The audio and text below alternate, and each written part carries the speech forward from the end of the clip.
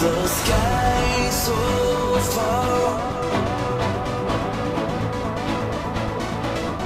but I can't lose it.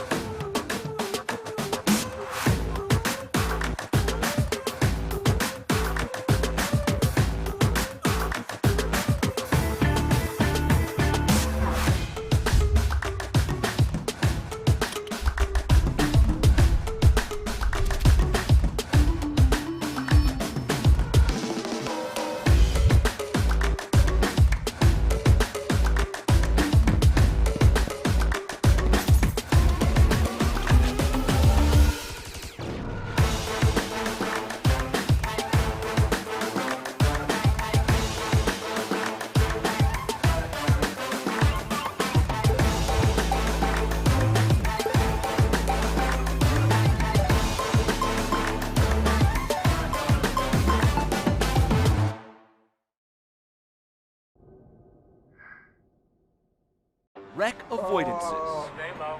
Keep high, stay low. Daring passes. Oh, you're gonna get it. Silly jumps. Oh my god, a drive-through. The thrill of victory. They're against the wall. Good win, Mark. Stay low.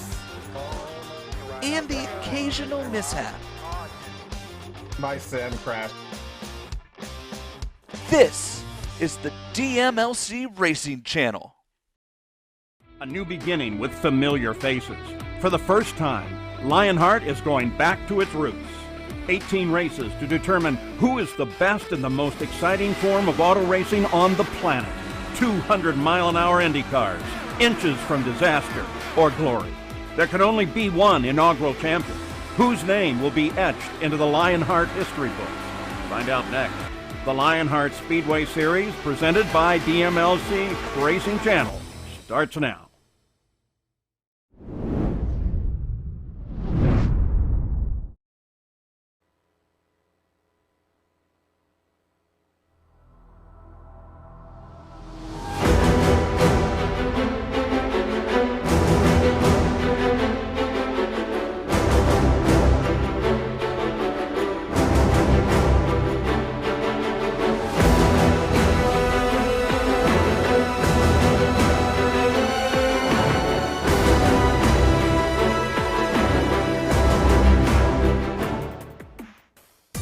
Welcome to the land of the rising sun as the Lionheart Racing Series, powered by HyperX, welcomes back a sleeping giant. Last used almost 4 years ago, the Dallara DW12 returns to Lionheart competition today as we kick off the Lionheart Speedway Series presented by the DMLC Racing Channel.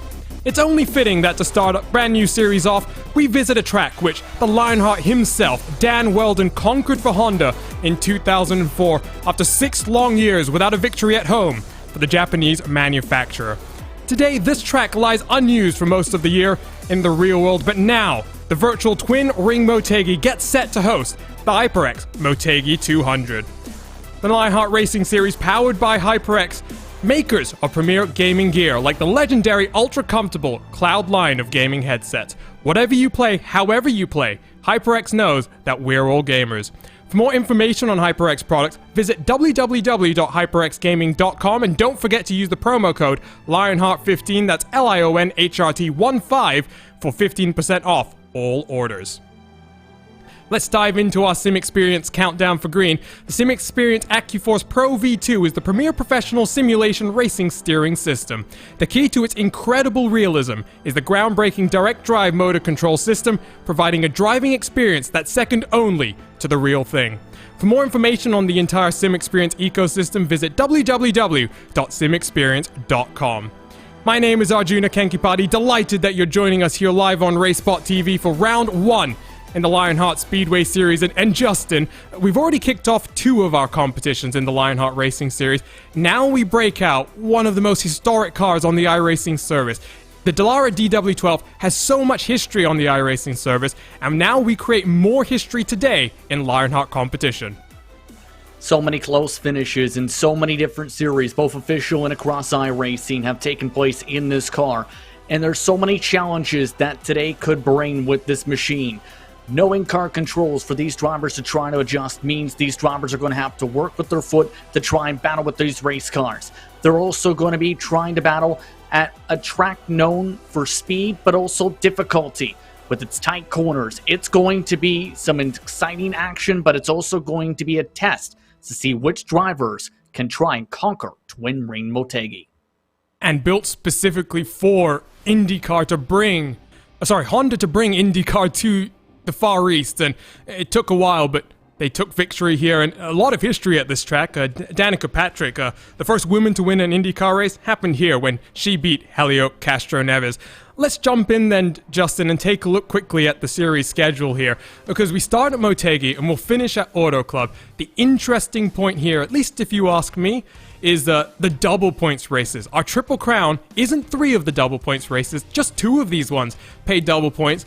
And when you think about these longer races, that really is a big factor. Yeah, that's going to really affect how these point standings go. And look at some of these racetracks that they'll have to deal with. Many of them in real-world IndyCar staples from across the decades. Texas, the Milwaukee Mile, Homestead, among some of the notable tracks. Of course, Michigan International Speedway, and of course those double points coming at the Brickyard, as well as Auto Club Speedway. Those are going to be 2 races we'll have to see for sure which drivers can conquer, because those are going to be very valuable, to say the very least, with this championship and with the history they have in Lionheart. But I also think in the midst of all things, keep an eye on tracks like Charlotte, like Richmond towards the closing stages, or even a New Hampshire Motor Speedway style of race, where those types of events could be what could decide, in some cases, the championship, with its very mixture of short tracks and larger ovals. And you know, to some people, they might look at an oval and say, oh, it's just 2 corners. They're all the same when you do one of them. That's not true at all. Very different tests here as well. Let's take a look at the series details as well. The return of a Lionheart Racing staple. It's the 7th year of this racing sanctioning body, but for the first time in a couple of seasons, we return to the DW12. An important point to note right off the top here, Justin, is while in the IndyCar series with the Dallara IR18, you have the adjustment in cars. In this series, it's just a custom fixed setup. Drivers have no adjustment in the car. Yes, as talked about, it's going to be a challenge for these drivers, especially in the corners, because they're going to have to use their feet in particular to make sure they rotate their machines here today. We've mentioned the Triple Crown, for example, as well. Homestead, Indianapolis, and Auto Club. And the question's going to be, will a veteran claim the championship, Arjuna, or a rookie claim their stake in that crown? There's going to be a lot of different drivers looking to make their names tonight, who have won races in this car in the past, who have won here multiple times here in the past, but others who may be racing this car for the first time in officially sanctioned competitions such as this, where the pressure is going to be very high and the expectations are going to be mixed throughout the field. I was so excited about some of these details that I forgot to say. Series details presented by Minus 273. They are the premier name in karting gloves, and their industry-leading gloves are super lightweight and durable, made of breathable poly spandex. Whether you're a kart or a sim racer, Minus 273 gives you the control to reach victory lane. For more information on Minus 273's full line of gloves and apparel, visit www.minus273.biz. And don't forget to also use promo code Minus 273 LHRS15 for 15% off all orders. So these are the series details. Let's jump into the event details. And while there isn't necessarily history here, Justin, as we're kicking off a brand new series, of course, the first 5 seasons in the Lionheart IndyCar series ran in this car. There are a couple of people, one in particular, Jason Galvin, who has got a race victory in this car before, but for everyone else, we can classify them as a true rookie to the car. Absolutely, and keep in mind, the only previous DW12 race winner is mentioned in Season 4. He's a 2-time winner overall in Lionheart competition here, but keep in mind, the pole sitter has never won here in 8 races in the history of Lionheart IndyCar Series sanctioned competition. That's in part because of the challenges of trying to keep the race lead here, especially with the slipstream seen in many different series in the past and many different types of races. Keep in mind, this race can also be one where it can be challenging overall, but one where we don't expect the cautions to fly too much, especially in the later stages. After all, it's only finished under caution just once. That was Season 5 in the IndyCar Series. And we're going to talk about the track in a bit more detail. Very different at both ends. That's going to be one of, the bigger factors. 3 pit stops on the schedule for today's race, Justin, but I'm not trying to put the hex down on the drivers. I'm expecting cautions to mix up the strategy, and I really do think in a race like this, whoever can come out on top in the strategy game is going to be the one that wins the race as well. Absolutely agree with you, because we've seen plenty of strategy so far in many of the races across Lionheart in 2021. It came into play at Homestead, especially for track position. I wouldn't be surprised if strategy came into play here today if we get some early caution flags with that fuel window, because it could be tight. One early caution flag could mean drivers could potentially cut out a pit stop under green, and that could be beneficial for some, where others may say it's time to take a risk here at Twin Ring Motegi. As we take a look at the racetrack here, 1.54 miles is this facility's distance. For the IRL, it's measured it at some points to 1.52 miles, 10 degrees, just 10 degrees in the bankings in the corners, and the only oval of its kind for competitive racing in Japan here. As mentioned, though, it's tighter in turns 3 and 4, and drivers have been finding it challenging to try and rotate the car here, Arjuna, to make sure they complete the corner and stick at the bottom of the racetrack here today here at Twin Ring. You can kind of get an indication from this map as well as we bounce back and forth around this track, but one end is flat out. You can tell the radius of the corner just helps you. The other end, you have to brake a little bit. It's a very different type of an experience. You brake a lot more in the real world in an IndyCar than you do on the iRacing service, just by the nature of online racing. It's a different challenge. It's something they have to deal with. And you said it before we came on air, Justin. No in-car tools means it's all on the drivers. You have to figure out how to use the throttle, how to position your car, how much steering to be using to make sure you stay out of the walls here. And AJ Musselman said it best in preparation for this race when I spoke to him. The drivers need to be able to learn how to steer with their feet as well tonight, especially in turns 3 and 4 with those non-assists. So he expects the cream to rise to the top. I expect to be the same, since this is going to be a very much driver's track as a result here with the challenges in that part of the racetrack. And others have told me, Arjuna, if you stick at the bottom of the racetrack, you're likely moving your way through the field tonight. Momentum is always so key, and we'll roll it on over into qualifying then. 5 minutes, solo car qualifying. Each car will get 2 laps out on track to set their fastest lap time.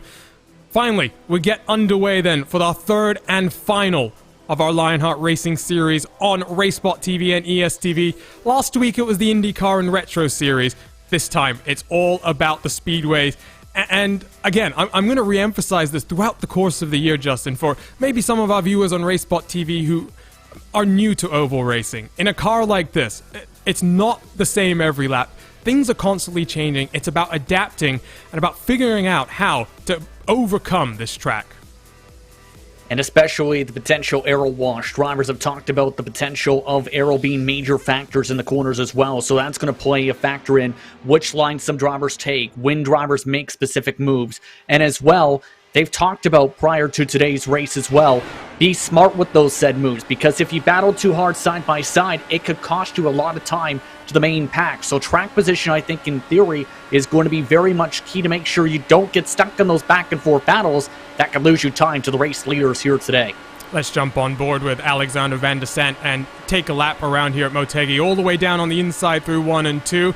We'll get a better indication of just what 3 and 4 are going to be like from the left side here. You can see down from 5th manages to stick this one in fourth, but as the tires scrub off, as you have to contend with dirty air, you will see those cars dropping down into third gear for much of the run later on. So lap times coming in. It's Alexis Newsom on provisional pole position, rookie in the series, a 26.920.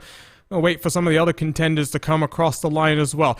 A couple of drivers I'm expecting to be very strong this year are people who have been in this series for so long, Justin, because they understand what it takes to race in this series. They know what races demand from them, and I really think that for a rookie to come in and over the course of a long season prove themselves as a champion, it's going to take a monumental effort.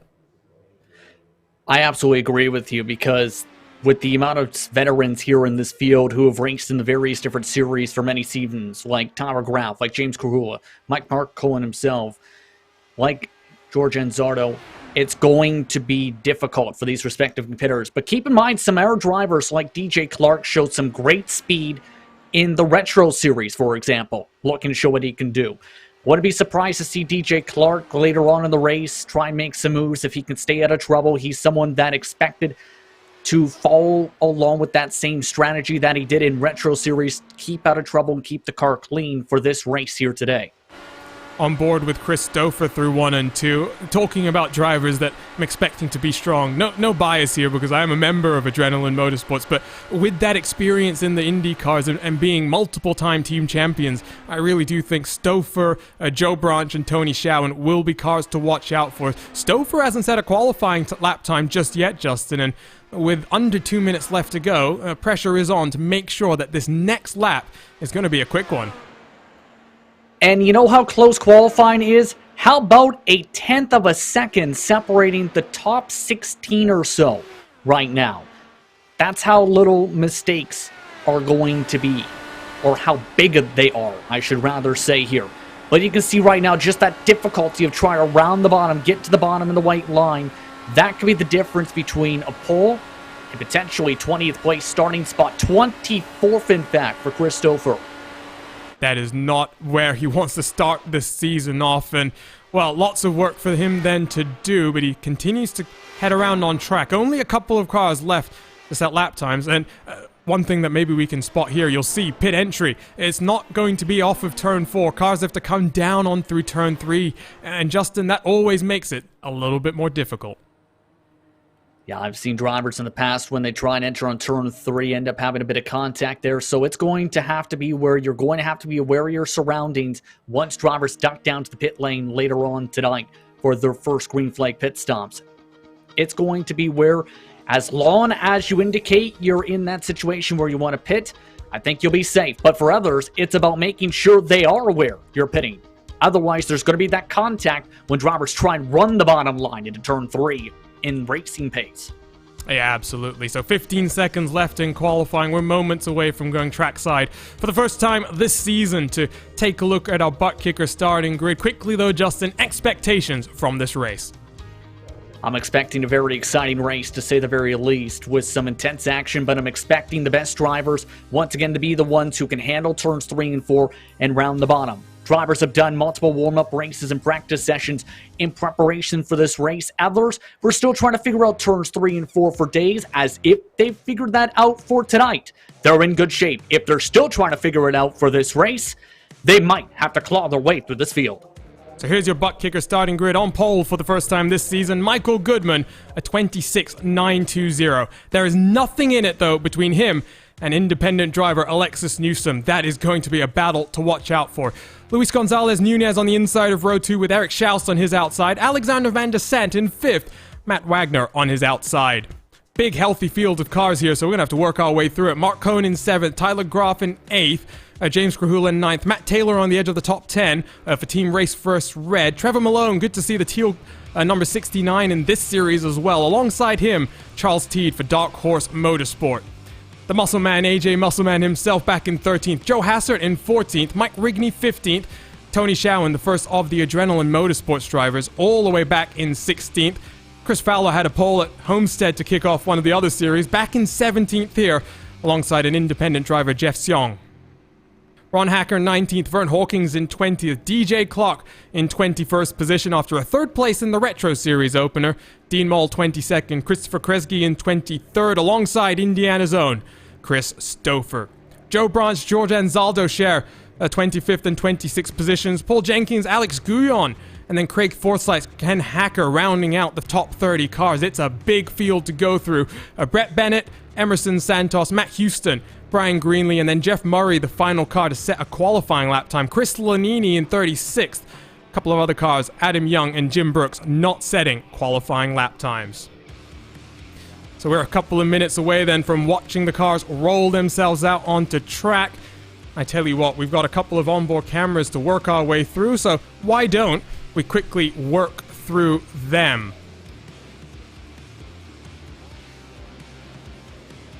First up, it's George Anzaldo, and he's got the butt kicker onboard camera.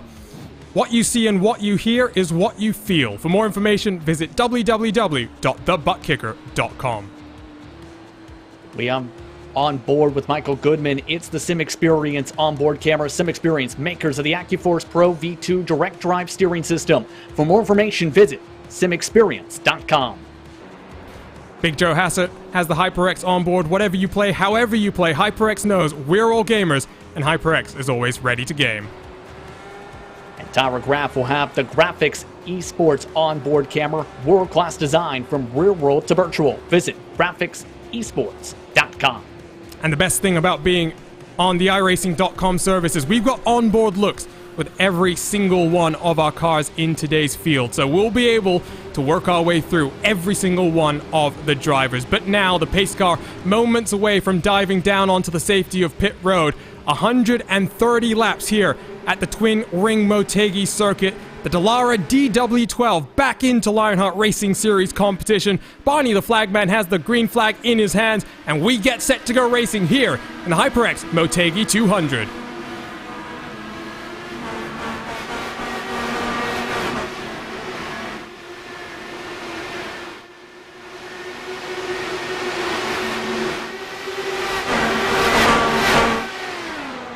Cars build up speed and thunder their way down into turn 3 and 4. Luis Gonzalez Nunez already up into second. Interesting start there, Justin. A number of cars getting caught out. Number of cars almost getting into the wall coming through turn 4 as well.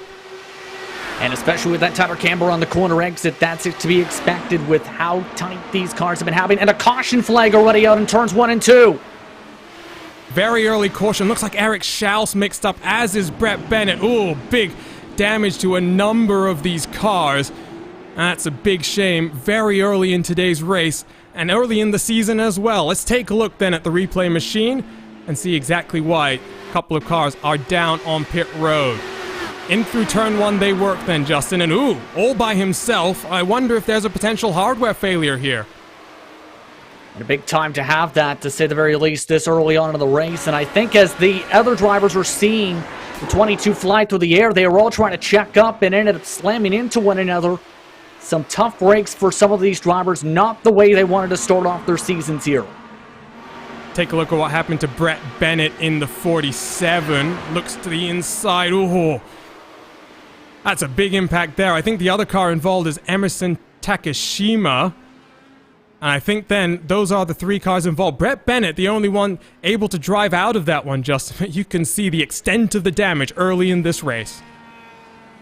Yeah, that's going to be a potential race ender there, possibly with the amount of damage. It's going to take a long time to get the damage repaired. Keep in mind, no fast repairs in this series, so that's going to be very tough breaks early on in this race. But a very early caution flag. Looks like no one's going to bite to come down to the pit lane here and top off on fuel this early. Would be a bit of an interesting call to come down this early, but with a race that's, not had too many cautions in the past, 3 is the maximum we've had here in the Lionheart IndyCar Series, Justin. Be interesting to see. You talked about difficulties later in the run. That was issues very early on in the run. Yes, indeed, and it's not what we were expecting, absolutely, but later on in the run, we're expecting drivers to have a decent amount of tire wear, keep in mind as well, Arjuna, as these tires slip and slide around, especially with the right side tires. So that's going to be where the drivers who saved the tires the best, I think, are going to be also some of the ones who are going to be stronger towards the end of the run.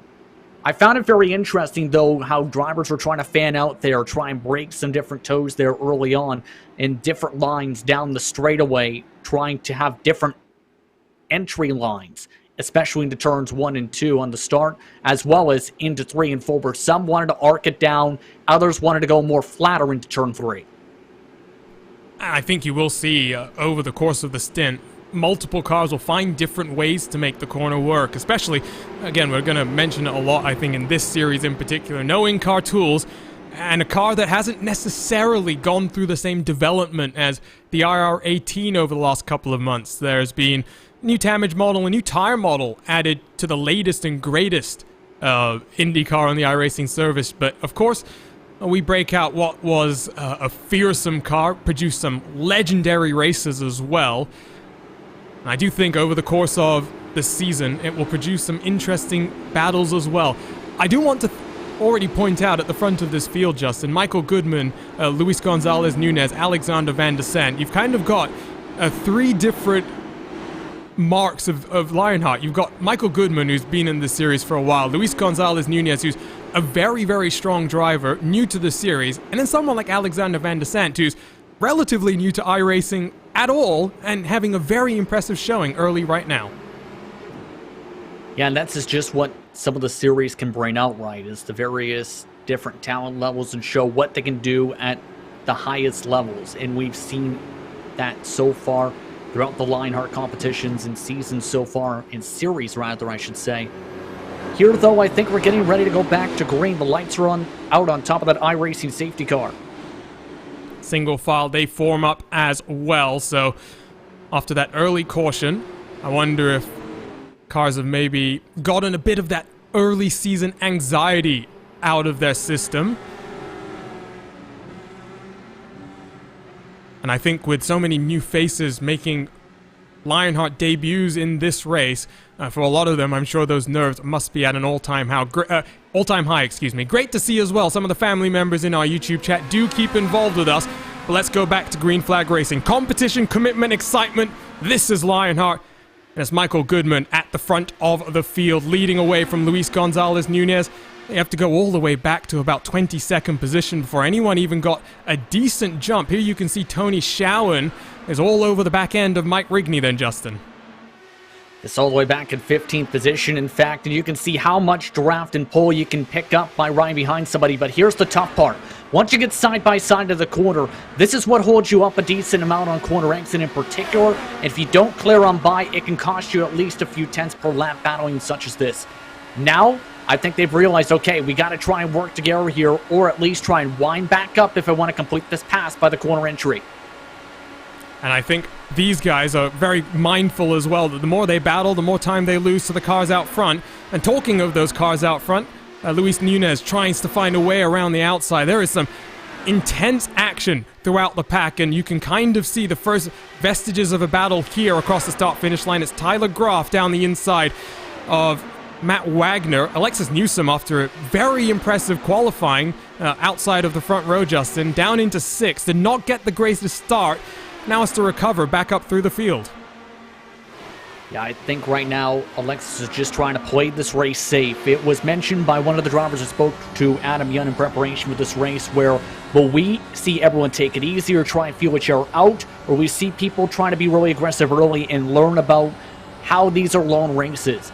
So far, I think we've seen a mixture of both, where in the case of Newsom, right now she wants to just play this safe and let things feel themselves out while everyone battles across the field.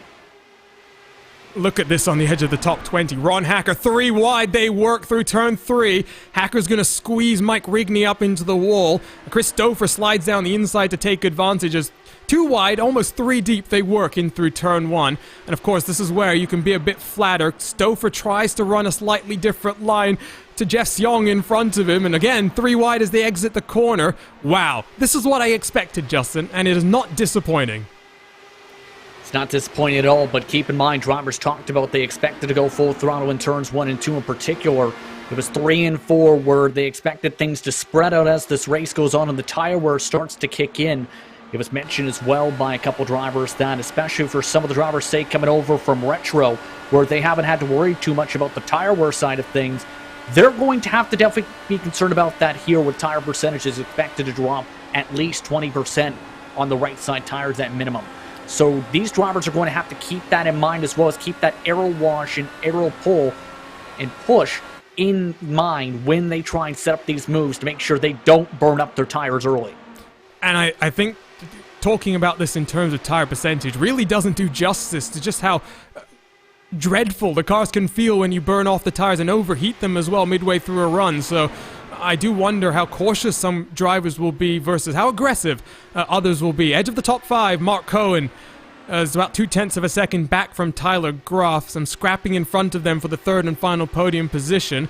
I am enjoying this right now, Justin, because there was a message from Race Control earlier in the day about realizing it's a long season, let's get it off on the right foot. And right now, all of these cars very much recognizing that with 130 laps on the agenda and 3 pit stops, you can very much lose it early. You can't win it early.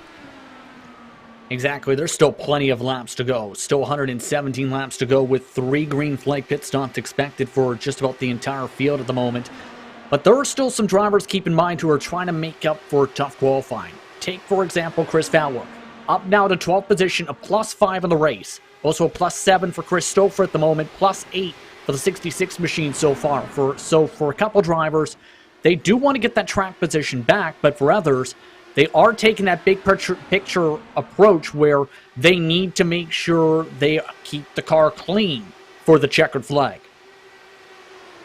And you saw some weaving and ducking down the main straightaway. That's Vern Hawkins, who's got mirrors filled with Chris Stouffer, Tony Schau, and the Adrenaline Motorsports duo.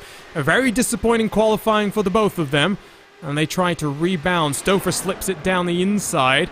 Still side by side they work. Momentum rolled around the outside for Vern Hawkins in the 25. We'll jump back to the front of your field once again. I'm curious about how this is playing out. Let's take a look from the rearward shot from the race leader here, Justin, because you'll see for Michael Goodman, compared to some of the cars behind him, he is much more comfortable defending from Nunez behind.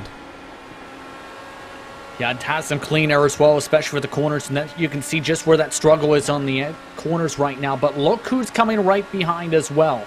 That is Mark Cohen, who is willing to be aggressive early on, trying to utilize the outside a little bit in the 39 car, and just made the pass for third position. Is trying to go for second. There's lots of action. Alexander Van der Sant's losing a number of positions. Cohn's going to go around the outside on Nunez, and he's up into second. Great aerial look brought to us by ATVO, the graphical partners at racespottv. And Mark Cohn, what a move that was around the outside. And you know, Justin, we're early in the run. I expect that outside to grip up later. We're 17 laps into this one. Mark Cohn shows us you can find alternate lines here. He puts the pressure now onto Goodman in front. Yeah, right now, Mark Cohen, the fastest car on the racetrack by 0.2 of a second at the moment. Doing a phenomenal job. It just seems to be committed there. That's the line where we've seen a couple drivers try and utilize that off the start before, too. So you can just see a bit of that rubber plate. And here comes the move to the bottom. Bold move to the bottom. Goodman leaves him space. Cohn to the race lead. And for the first time, I think Michael Goodman saw that car coming and wanted no part of blocking it. It's going to be Goodman back to the outside as Tyler Groff and Nunez battle it out for third behind them. It is starting to intensify at the front of your field, and guess what, Justin? That's bringing in a number of cars into this equation. 13 cars separated by 1.7 seconds as they fan out 3 wide. And the car in the middle of that 3 wide is Matt Wagner, the quickest driver in practice earlier on tonight by a couple tenths of a second.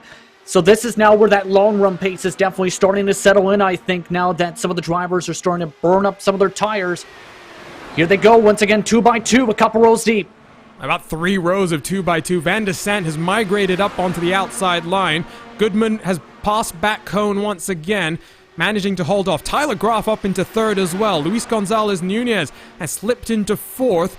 And once again, going 3 wide behind these guys. Incredible stuff to kick off this Lionheart Speedway Series, and really a taste of, I think, what we're going to get throughout the entire season. On board, let's jump with Trevor Malone, edge of the top 10 here. And you'll see, Justin, he's really got nowhere to go in terms of finding that crucial clean air. Yeah, right now, the only hole is basically just follow the cars in front. Get the pole. Try and get yourself pulled ahead of the others to your inside. Then get yourself single file and try and pick up the drivers one by one. Because if you try and fight too long here, that's going to really hurt you at this point. So, meanwhile, the 66 machine happened to come into pit here under green. Yeah, not sure what's happened there, but very, very unfortunate for Matt Houston, who's about to go one lap down as Mark Cohn is back to the front of your field. Tyler Groff looks to try and make it 3 wide, and they really are starting to get much more antsy over this race lead, and we're only halfway through the pit window, Justin. These tires, despite the fact it's relatively cool track temperatures, they must be starting to wear, and at some point, I wonder which line is going to really develop as the dominant one. Yeah, most drivers had talked about, again, the bottom line being the preferred line for them at this point in 3 and 4 in particular. But the thing is, we're seeing both the lines playing out in 1 and 2 in particular to set up runs for the back straightaway.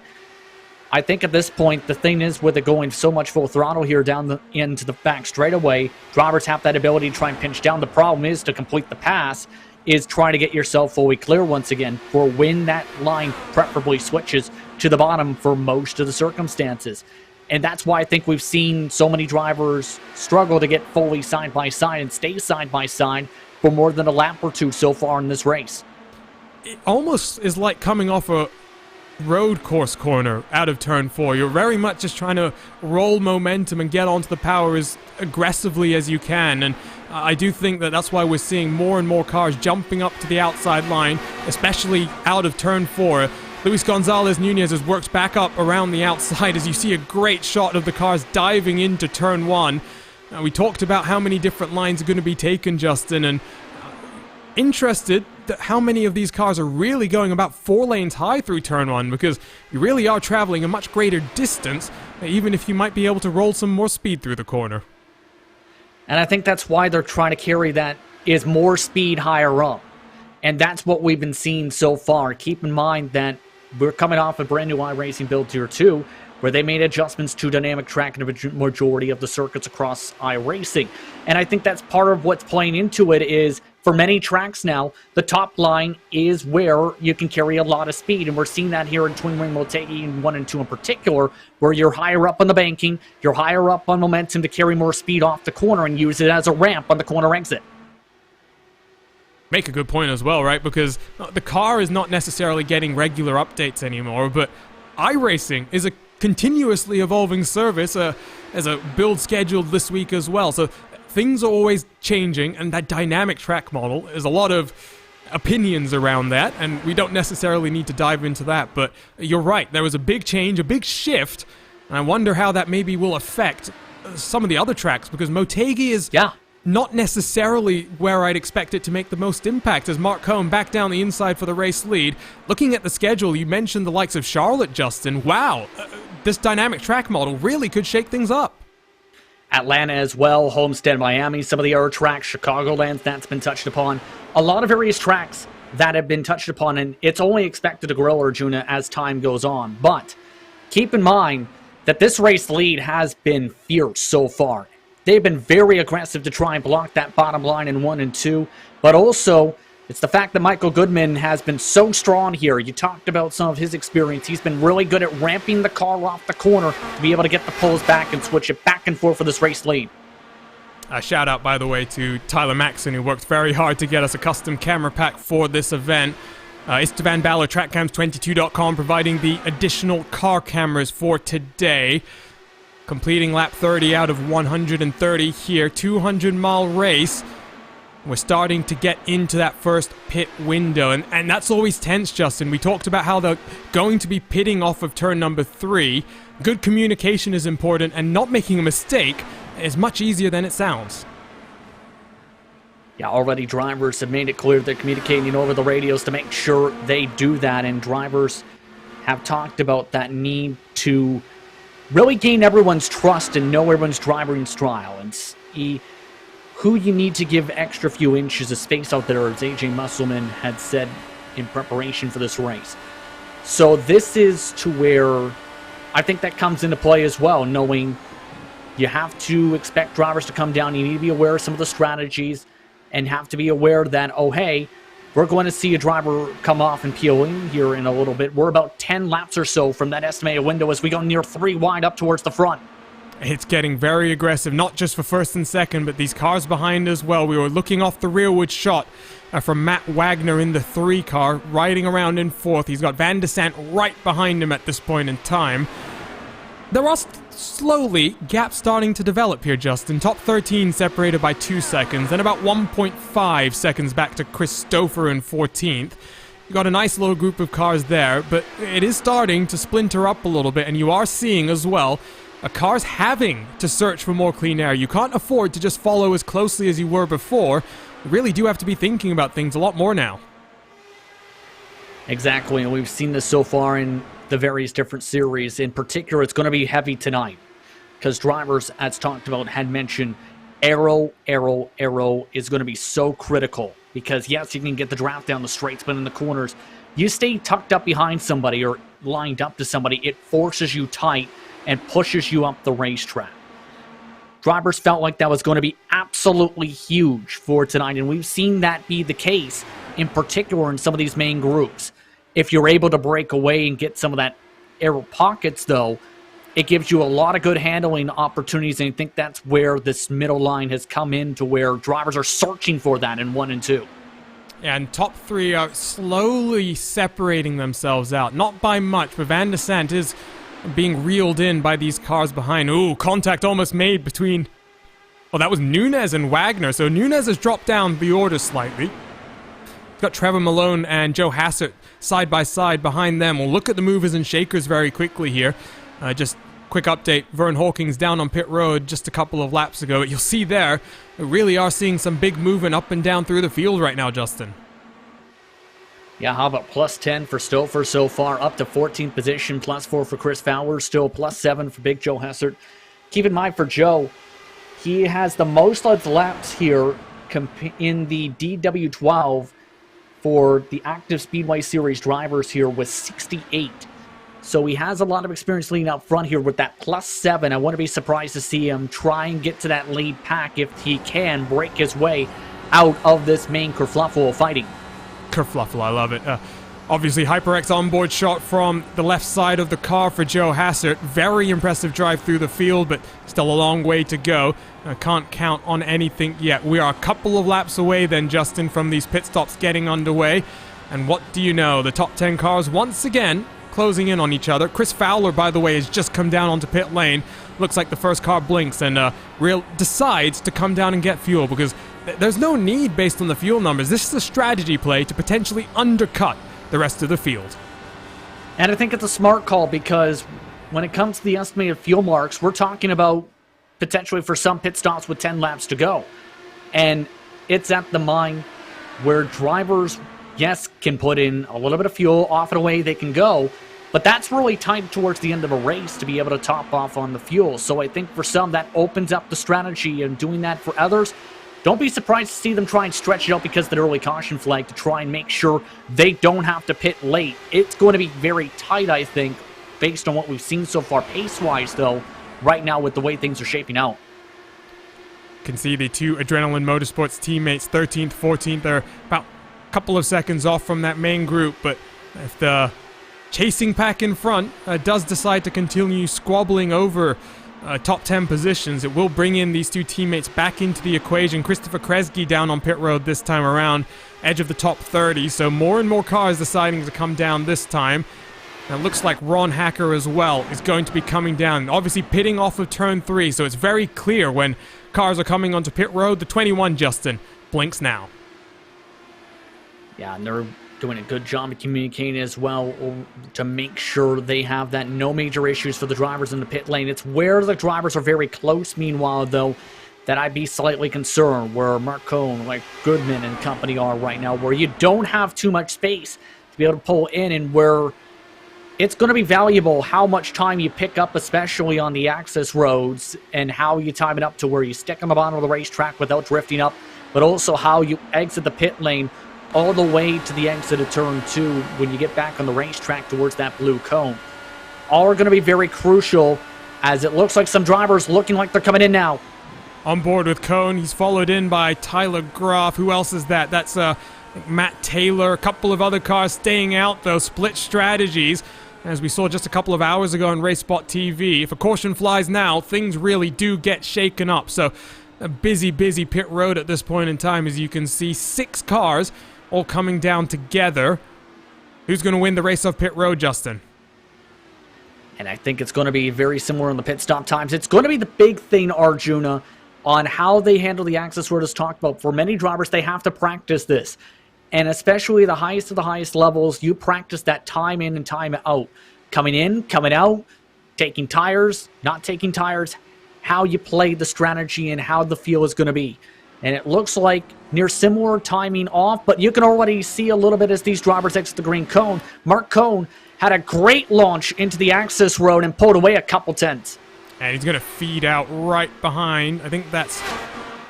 Oh, not sure who that is exactly, but that will help him build up that speed because they're not coming down onto pit road just yet. Alexander Van der Sant, Matt Taylor, James Grahula. The flood of cars comes down onto pit road at the front of your field then.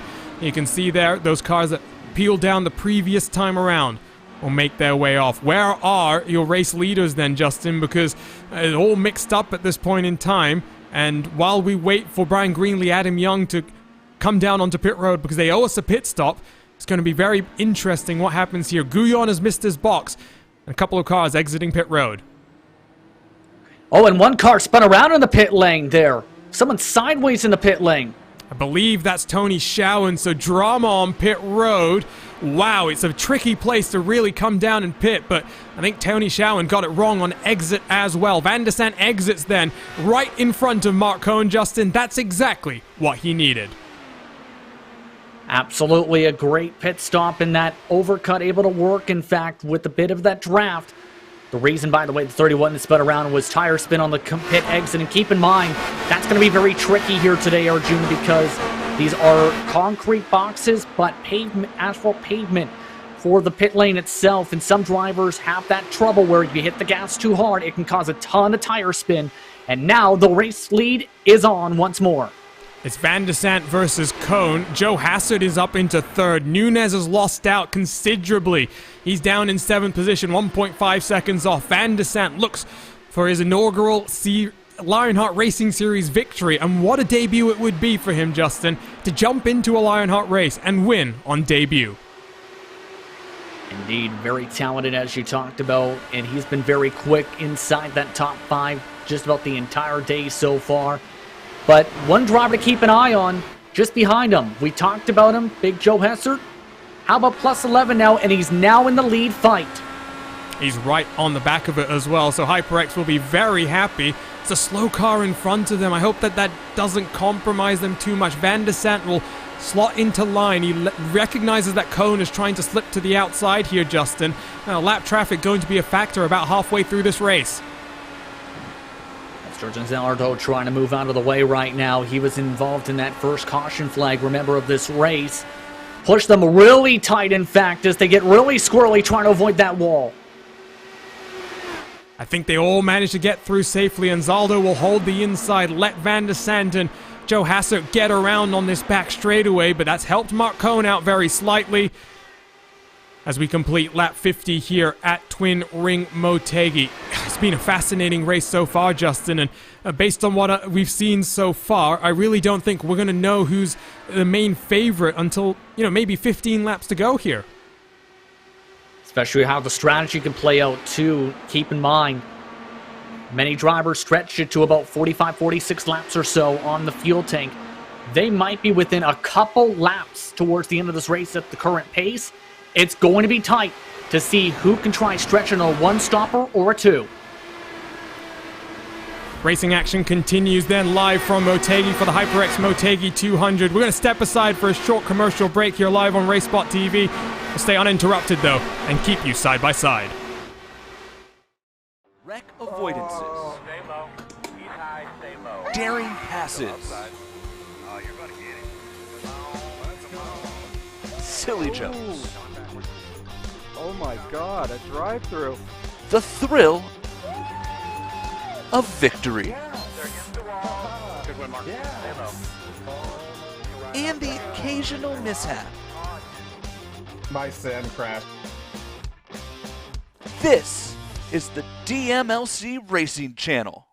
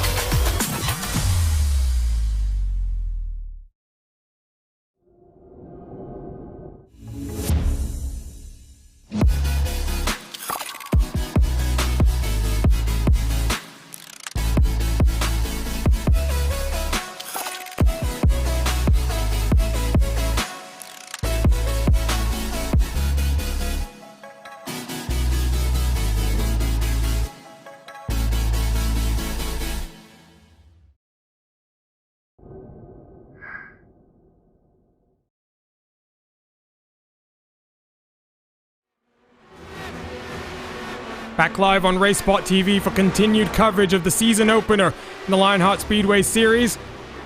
And the Lionheart Racing Series powered by HyperX. Is great to be back on racespottv, ESTV, and Justin. Big drama then while we were under commercial break there. A car down onto pit road, DJ Clark, while they're squabbling 3 wide over the race lead. Yeah, for DJ Clark, unfortunately for him, wanted the goal of a top 15 or so today. Ended up hitting the wall coming out of turn 4. Bad trouble indeed for him and his team. Paul Jenkins, his teammate, also having a rough race, is in 35th position, but damage repairs still at the moment. But for that battle for the race lead, that's been heating up. Keep in mind, Big Joe Hessert up towards the front. You see DJ Clark, massive suspension damage. That likely ends his day.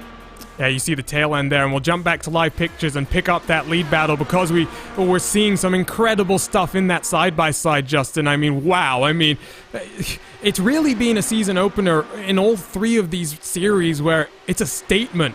All of these drivers are hungry for a championship, and Joe Hessert, you want to talk about cars making their way up through the field. That's been a storyline in every single one of our races so far. Yes, indeed, and for Joe Hessert, he's been doing it by just being nice and calm. He just has played it well on the strategy. He's been quick throughout this race and has just been able to stick that white line in particular the best out of anybody. Watch right here in turn 2. He just knows how to wrap that bottom, and that just got him quickly by the rest of the cars easily here.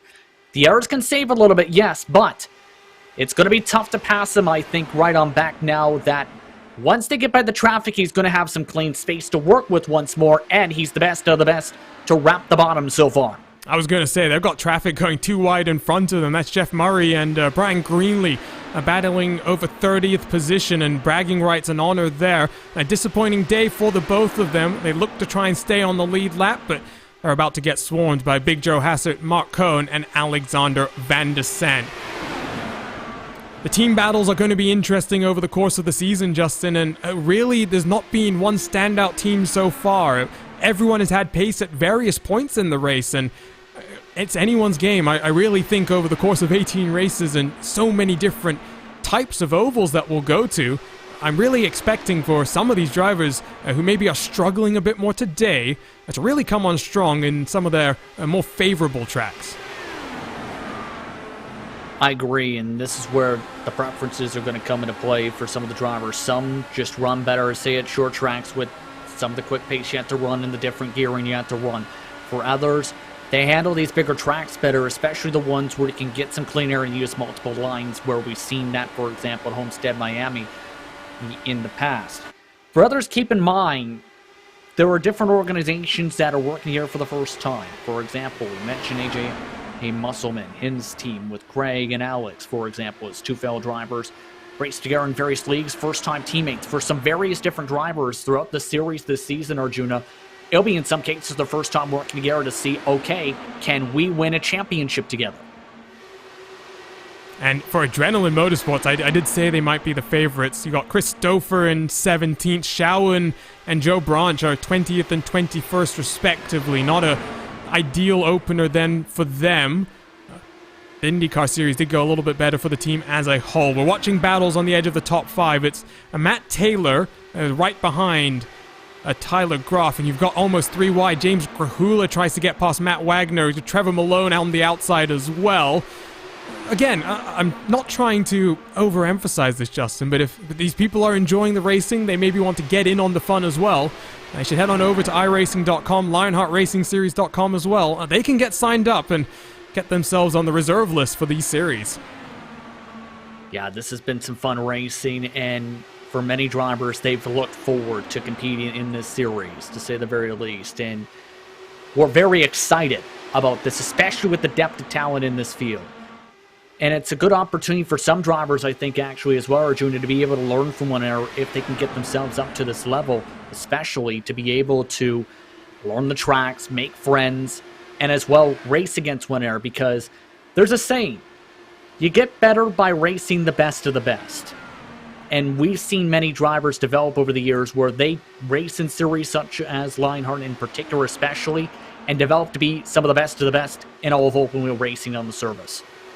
Yeah, and I mean, and no better indication of that than the level of talent on display now week in, week out in the IndyCar series. You've got some very strong drivers. You've got the series regulars, the likes of Joshua Chin, Sage Karam, and Adam Blocker now, a dominant trio. Rookies joining them, the likes of Jason Brophy, Henry Bennett. I mean, Henry Bennett, a 5-time IndyCar Open champion on official competition. Feels weird calling him a rookie, as it does Richie Hearn, prior IndyCar driver in the real world, who's a Lionheart IndyCar Series rookie this year. You just saw AJ Musselman, by the way, slowly dropping off the back of Michael Goodman there. A couple of cars starting to struggle in this middle portion of the run. Out front, still Mark Cohn, Joe Hassert, Alexander Van de Sant. Notice then, Justin, they built up about a 9/10 of a gap, second gap rather, over Tyler Groff. So I do wonder if there's a bit of swap drafting being done here, and the likes of Van de Sant being very smart to not check these guys up even more. And you make a great point there with the swap drafting, because with this car in particular, if you work together and go back and forth, one driver goes to the inside of one line, the next corner, you have one driver go to the next line, and basically slingshot draft each other, you can break the draft of the rest of the pack, and that's exactly what's going on, in part because they're going near 3 wide behind them, of course, which doesn't help their factor. 3 wide is just not helping them at all. The gap's now ballooning up. It's 9/10 of a second and accelerating, because those guys cost themselves a good 5 kilometers an hour down this main straightaway, and obviously with 1 and 2 being so flat, you can see, I think that's Luis Gonzalez Nunez, who's defending from Matt Taylor now. Lost so much time, Justin, through 1 and 2. Yeah, that's the frustrating thing when it comes to fighting too aggressively, and that's where drivers were talking about it, especially before the race today, is do you want to end up losing potentially a few seconds by fighting too hard? We've seen that in a couple cases. When it comes to slingshots going back and forth, we've seen it now to where, as a result of that fighting and as a result of the speed they were carrying, they were up to 2/10 quicker, up towards the front, and now they're about 1 second ahead. For other battles here, that's going to be the tough part, is trying to get yourself in position to try and do a slingshot battle if you want to try and get up to the next group, if that's what you would like to do so. And that's going to be one of the tough parts for the battle for 17th here, you see, because they need to close up about 1 second to get up to the next grouping of cars, up to 11, as high as that next train is. Well, you know what? A couple of trends that are playing out exactly as we expected here, Justin, and we'll check out the front of your field and see these cars at the 3 front runners really duking it out hard. But we talked about pole sitter never having won this race before. I think we're on track for that again, unfortunately, at this point in time. We'll see how it shakes out, but Big Joe Hassett up 13 positions. He's really showing that you don't need track position necessarily here at Motegi. The second thing, though, importantly, we had an early caution, but it's been green since then, Justin, and for a track that really isn't known for having so many of those safety car interventions through the course of the series history, it very much is still playing out that way as well.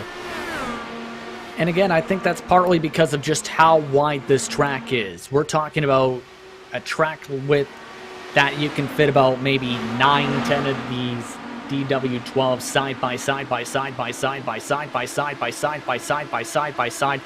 I believe I missed a side in there. And that's why I think there's so much space for them to in turn battle and try and break slipstream and try and make moves. And that's, I think, why it's trended towards this direction. Just a lot of space for drivers to work around in as Grahula's come in for an early stop. That's too early. That is way too early as well. The last pit window. Wow. He's come in about 5 laps early, Justin, and we still expect one more pit stop after this, so maybe some damage from Grahula might be the only reason why he came down, but relatively short stop, maybe just a strategy call here. That's what I'm thinking of here with it being a short pit stop here is we talked about how tight this end of the race is, and James Grahula is somebody we've seen in particular with the IndyCar Series take risks. Someone's crashing the pit lane entry. Chris Fowler's around. It's Fowler, and they're going to stay under green, you know, because in the pit entry, the race control will not yellow flag that. And for the second race in a row, Chris Fowler, who took pole in the Lionheart Retro Series season opener just a couple of days ago, a big drama there. Let's spool up the replay machine, Justin, because it's not the first time we've seen cars make mistakes onto pit entry. Turn 3 entry was meant to make things a little bit easier, just locks up the brake at the very last moment. Yeah, and it takes him a few seconds to turn it around as the yellow cone goes flying as well with the blow of the wind, but it just easily just locked up the brakes, especially looked like the rear tires just snapped around on him in a very terrible spot. Chris Fowler's race has gone from bad to okayish to bad again. And it's very unfortunate there because you never know with that car how he's going to be able to do. He was very strong in IndyCar at Homestead, very strong at Retro as well. A slight contact with the man who leads this race right now, Big Joe Hassert, dropped Fowler out of contention. But we've still got about 50 laps to go here at the virtual Twin Ring Motegi. Out of the 38 starters, Justin, we've still got 33 cars out on track. Somehow, 26 of them on the lead lap as well. Attrition has really not been the main story of the race so far, because again, 1 caution, and only about 3 cars getting caught up in that one. And the fall-off, too, I'm interested in seeing so far, has popped up for some drivers up to half a second to a full second as well, and that's where I think just that separation coming through with how tough turns 3 and 4 have been so far is where that has really stemmed from. When you have these little packs start to separate each other out, it's much more easier to have these longer green flag runs compared to, say, battling with a 25-car pack, 3 wide, a couple rows deep as well, in the mixture of things.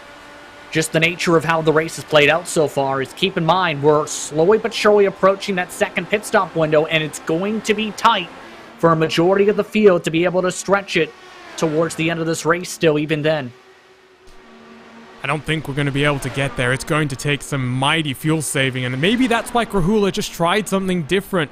Come down onto pit road, get a slightly different track position if the caution flies. You never know. Cars are coming down onto the pit road, though. Chris Lanini back in 23rd place before he came down onto pit road. Gets up into his box, will go up on the jacks to get a fresh set of rubber as well. What's the pit stop time going to be here then? I wonder if some cars will try and do a slightly shorter fill, but no, 8.5 seconds, Justin. That's probably a full tank of fuel. Yeah, that would right now break down to potentially either a chance to try and split the run in half for Arjuna, or try and go to the end, try and take less fuel, a slower pit, or quicker pit stop, I should rather say, and save about a couple seconds of the pit lane with the pit stop with 10 laps to go. That's going to be the tough balance is, do you want to risk it and stay out and hope for a caution flag late? Or do you try and split the run from here as more drivers are coming in? That's Matt Wagner onto pit road. Ron Hacker, Jess Young as well. So it's going to be busy, but your top 3 runners still out there on track. I did see an interesting comment in our YouTube chat, and you know what? It's right on the money. If you're Alexander Van der Sant here, Justin, you've been running around in 3rd, able to save a lot more fuel than any of your competitors around, and while he's fallen off very slightly, as we enter this second pit stop window, Van der Sant might be able to do an undercut here. Which may be a good call here overall, or if was able to save enough gas, be in one of those drivers to be in position to maybe try and stretch on fuel mileage. But here comes the top 2 in. They come in at about 40 laps in. Expecting Van der Sant then the next time around, he'll lead the lap across. Oh, they crashed! Oh no! The leaders are crashing! It's Joe Hassert, it's Luis Gonzalez Nunez who's able to scamper on through. Trevor Malone, yellow flag has got to fly here because they're still crashing in pit road. Oh no, Joe, you've just come across the track in front. My word, Mark Cohen involved in that one as well. Top two are done for today's race then, Justin, because they'll have a big penalty as well. Look at the damage on Joe Hassert's machine. Unreal. When we talked about the difficulty of the pit entry, I think Big Joe Hassert ended up just getting loose on that entry while the car behind a cone got loose coming in and actually overcooked his pit entry. So two different drivers made mistakes. And the problem with that position again is it's a very tight pit lane of about 3 car widths wide, and they were already blocking that entire track, Arjuna. It's incredible, and they were looking so dominant. It was Hassert in front who loses it first. Cohen almost in a sympathy incident behind. Nunez does have damage. Tyler Graft gets involved in this one as well. We'll grab one more look at this and jump on board with maybe Tyler Graft here. He must be heartbroken. What can you do in this situation? There's not much you can really do if the car's coming from behind, because you're going normal speed and then all of a sudden you notice the track blocked and you're just hoping that an opening pops up just in time. Unfortunately, the opening closed up very quickly with Joe trying to roll on forward. Everyone having to dodge each other. This is going to completely change the complexion of this race and may have just put Van der Sande in the driver's seat. And well, he's still out there on track as well. Matt Taylor has gone and passed, so maybe a bit of fuel saving gone wrong for Van der Sande, but it's hard to have any words for that rejoin from Hassert at the end there other than wow, because he took out another car there, Justin. If he had waited another second, no issue at all. The incident before has happened and there's no further contact, but now there's more things for race control to take a look at. And when we get to the end of this race, we're going to have to be careful. These will be unofficial race results. Race control is going to be very busy as Van der Sande comes into the box. Oh, and he slid into the box as well a little bit. Going to be awkwardly sideways in the box as he tries to get himself wheeling quickly here. This race has gotten very interesting as a result here, but because of that fuel saving, Matt Taylor has taken the race lead in the pit lane, and James Krahula is now in an interesting situation for his strategy with him having to come in one more stop. Keep in mind, these drivers have to still save who just came in about 2 laps of gas to stretch it. Well, if I've done the math correctly, Justin, they've split this race in half. Matt Taylor, Alexander Van der Sande, they may have just hit the strategy gold mine. It's going to take some work. It's not going to be easy now the pack is split up slightly more. Alexander Van der Sande finds himself about 1.4 seconds behind Matt Taylor.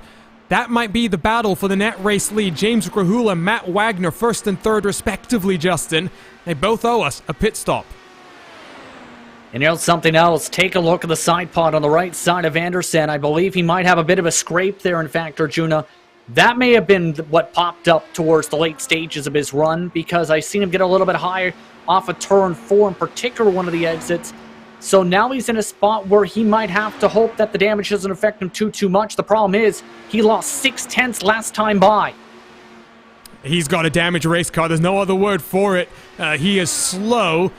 And as he enters into turn 3, he's much slower than you want to be as compared to the cars in front of him. What's the lap time going to be for him this time across the line? That's the important question. It's another slow lap time, a 28.074. Van der Sande, an impressive debut performance, has come unstuck, and we'll try and get the replay up on the screen before the end of the race, Justin, but we've seen a number of cars struggling in dirty air. Van der Sande on that fuel save as well. One tiny mistake has cost him dear. Yeah, this race is just completely flipped upside down strategy-wise, but now, for some, Matt Taylor in particular, he's in a great spot here if he can try and stretch it on the gas here. I wouldn't be surprised to see him really back it on down, Arjuna. Make sure, for sure, he can try and stretch it down. It's going to be tight, though. He needs to stretch it about 2 laps on the gas. While these drivers, Wagner and Krahula, they're going to be going full out here and try and split this run as talked about up the middle, but in different parts here. Krahula's 20 laps in. Wagner's 11 laps into his stint. Well, I don't know why Matt Taylor is leading this race. Taylor should be in third. Taylor should be in the draft. Taylor should be saving fuel, and I hate to say Taylor should again, but wow. Interesting stuff to take a look at. Let's see if we can take a look at this replay. We're getting word that it was the end of lap 83. So for Van der Sande, let's spool up the replay machine for him. You can see there's Hassert and Cone in front of him. So this was actually be right as those cars were coming down onto the pits, I'd have to think, Justin. Let's take a look at the onboard and talk us through what you see. Might have been the lap prior, pardon, but either way, you're going to see on the corner exit in particular how difficult this is around this racetrack. And in one of these corner exits, he was right behind those two cars you've seen and just plowed up into that wall in particular. I believe it's lap 82 in particular, in fact, that the issue happened. Apologies there, but you're going to see this in particular. This is where the dirty air is going to come into play with the aero wash, where he's just trying to run, save some gas. Right now is in a position at the time of being in position to be in the race lead. Now, watch on this corner exit right here. One car goes up to the middle. He tries to run the bottom line, but right here he gets in the aero wake of the car in front, pushes him right to the very edge of the safer barrier. And that's not I mean, it looks soft and bounces off the wall, but that's significant damage at upwards of 280 kilometers an hour, Justin. That explains a lot. And poor Van der Sant, impressive debut. He's going to be one to watch for the remainder of the season for sure. There are gaps starting to form at the front of your field. Matt Taylor has an 0.8 of a second advantage here, Justin. I wonder if he's going flat out as well right now, thinking that he's going to need one more pit stop as well. Yes, indeed. And I think as well, Nunez, Malone, Teed, Stouffer, Hawkins are all in those same strategy boats as well. We've gotten to a situation, Arjuna, now where if it stays green, it's a fuel mileage race. Whoever can save the gas the most is in a great position. But it's also going to be a spot where you'll have several drivers, Arjuna, who are going to be pushing full out, running up to half a second to a full second nearly quicker than the rest of the pack, trying to catch up to those who are trying to stretch it. Left side of the screen, you can see the stint lengths for each of these drivers. Of course, Grahula, 25 laps in. He's coming down in the next 15 laps for sure.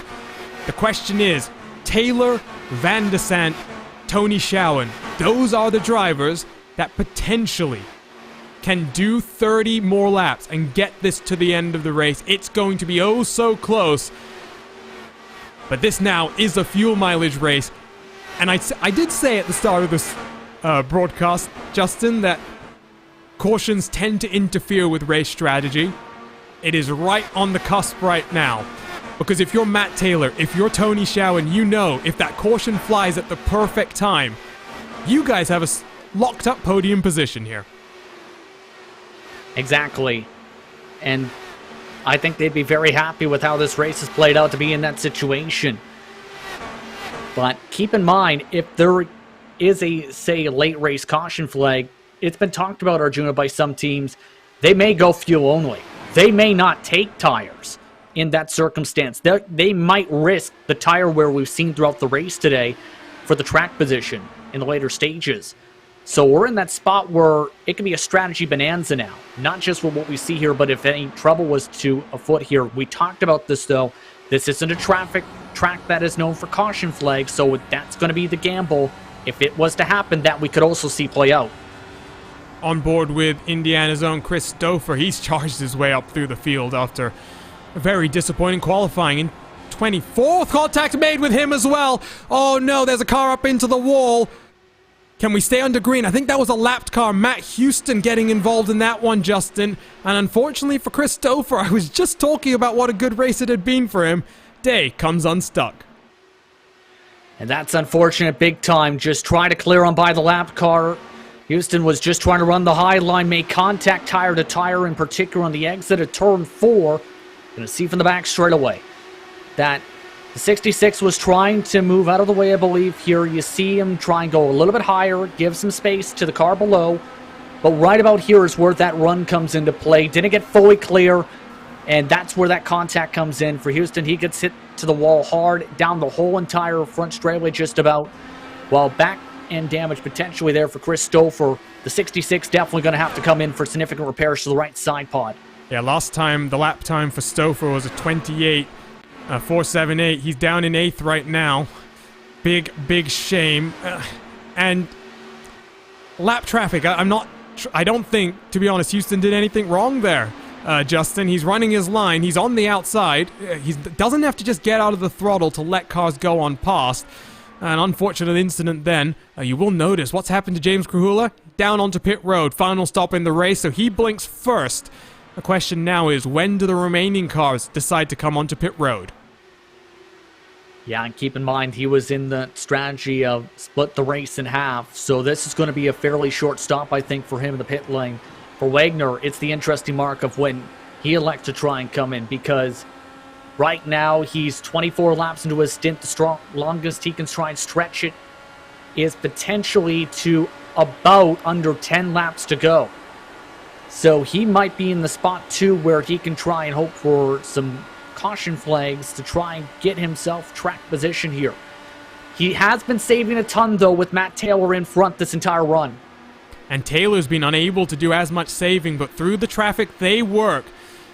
And it's Matt Taylor versus Matt Wagner. 8 seconds clear of Trevor Malone in third.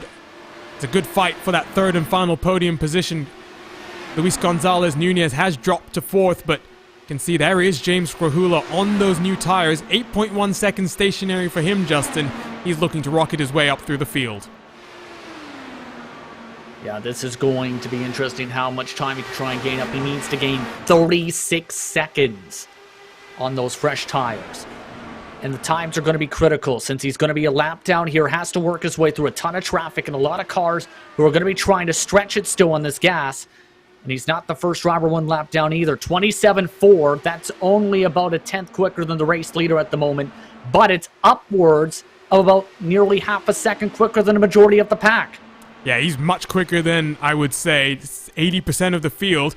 Matt Taylor has done a great job at the front of your field, working in clean air through the traffic to find his opportunities to clear various cars. Van de Sant, by the way, has dropped behind Charles Teed now.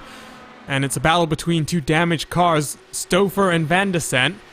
You got Tony Schau and Michael Goodman, Dean Moll coming in from behind to take advantage. Michael Goodman, after running at the front of your field for a vast majority of the opening stint here, Justin, you can see there pit lane time 13.2. Slight mistake, slight damage as well, I think, has unfortunately cost Goodman dear in this one. It was a very interesting car that he had underneath him, the way that he was driving it. And I think, again, for Michael Goodman, just like Van de Sant, it's going to be a race of disappointment, but optimism for the rest of the season. Especially with the speed seen in the first part of this race, especially the first third. I think there's a lot to be proud of if you're Michael Goodman with his experience. It just didn't play out for him strategy-wise once things broke down and once our drivers started to charge through who saved their tires.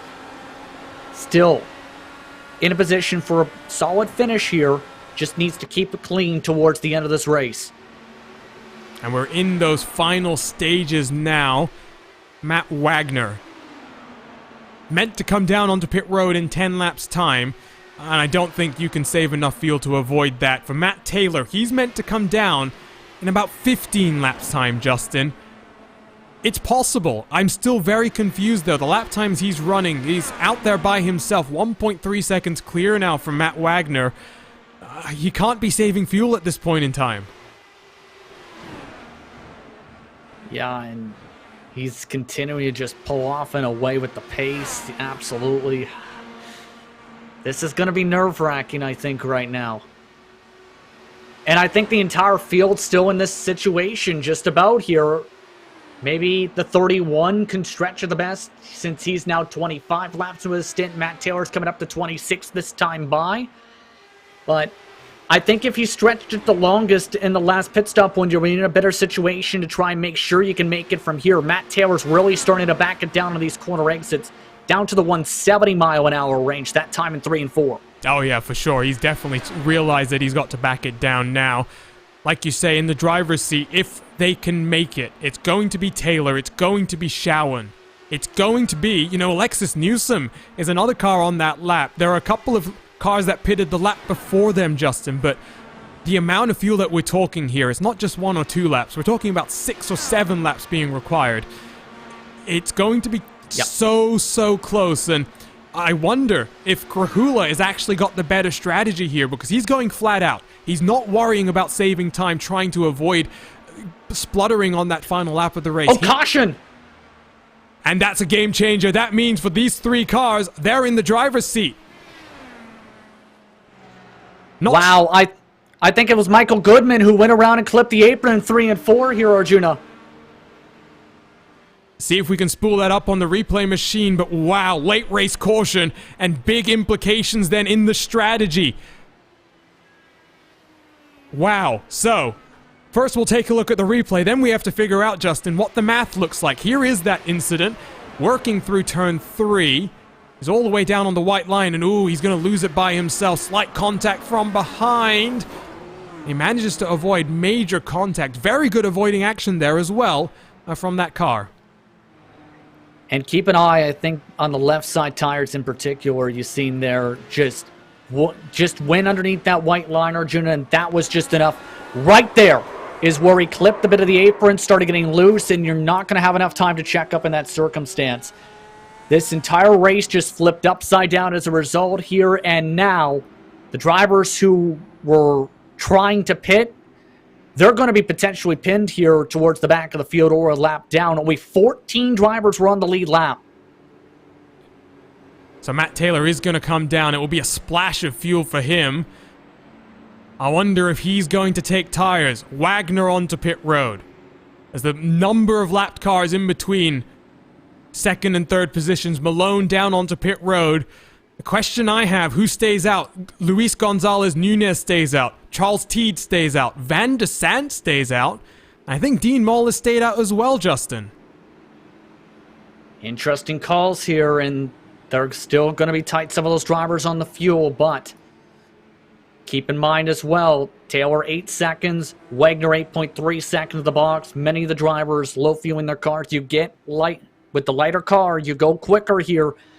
It's going to be pivotal here, as I think Matt Taylor may have a problem here. He just popped back on the racetrack, and we have a blue cone here at Twin Ring Motegi. That could be a massive mistake.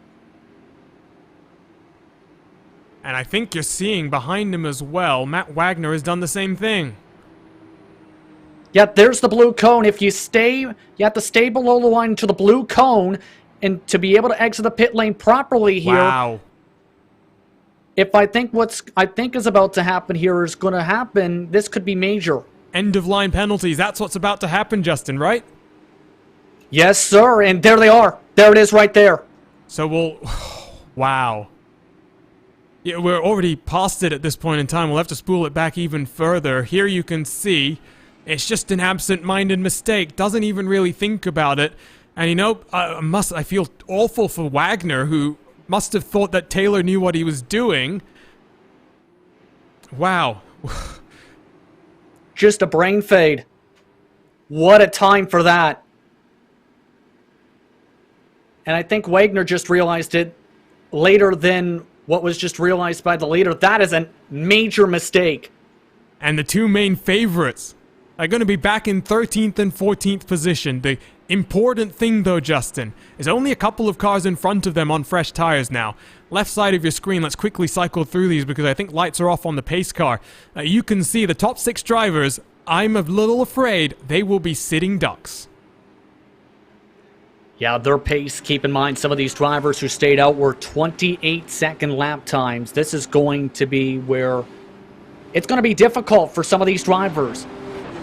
This is going to help them make it on the gas, but this is a massive gamble here to hope that the track position is more valuable than the tires right now, and I don't know if this is going to play out for a race-winning move here. It may, for some of them, to prevent what could have been for some of them towards the back half of the field, but a major call this close to the end of the race. Well, we've got one more lap under caution.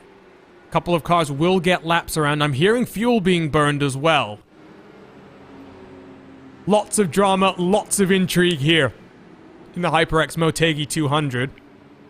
It is a shame that real-life Indy cars can no longer really come here too regularly. The road course gets almost weekly usage between Super GT, Super Formula. You've got WEC that has not visited Motegi in the past, I'm thinking of Fuji, but local races and everything on an almost weekly schedule on the road course. The oval in a bit of disrepair at this point in time. The first ever race won here was actually by Adrian Fernandez, a man who for those wondering, has actually competed in the Lionheart Racing Series, so lots of little connections to be made between the real-world history and the sim history as well. Second caution then of today's race, Justin, and the next one will probably end the race. Yeah, this is going to be an exciting finish, I think, here. We might see 2 or 3 wide once more to decide this. And some players we hadn't seen towards the closing stages here until now. Joe Branch, Jim Brooks. Christopher's back in the conversation.